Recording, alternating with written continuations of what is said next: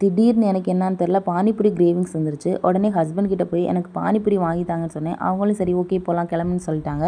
So நிஃபாக்கு தேவையான food எல்லாத்தையும் ready பண்ணிவிட்டு நாங்கள் கிளம்பிட்டோம். நிஃபாக்கு ஃபுட்டு நான் வீட்டில் வச்சே ப்ரிப்பேர் பண்ணி எடுத்துகிட்டு போயிட்டேன். கடையில் போனதுமே நிஃபாக்கு ஃபுட்டும் ஃபீட் பண்ணிட்டேன்.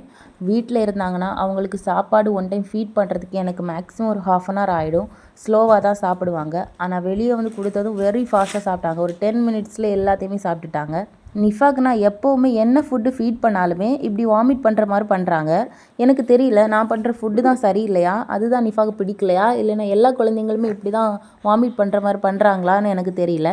அப்புறம் என்ன அவங்களுக்கு சாப்பாடு கொடுத்ததும் அவங்கள அப்படியே அலைக்கா தூக்கி அவங்க அப்பா கிட்ட கொடுத்துட்டு நம்ம வந்து வேலையை ஸ்டார்ட் பண்ணியாச்சு. நான் ஒரு பிளேட் பானிபூரி வாங்கி சாப்பிட்டேன். நிஃபா அப்பா வந்து ஒரு பிளேட் காளான் வாங்கி சாப்பிட்டாங்க. காளான் வந்து டேஸ்ட்டு சூப்பராக இருந்தது. அதனால் இன்னொரு பிளேட் கப்பா காளான் வந்து ஆர்டர் பண்ணி சாப்பிட்டோம்.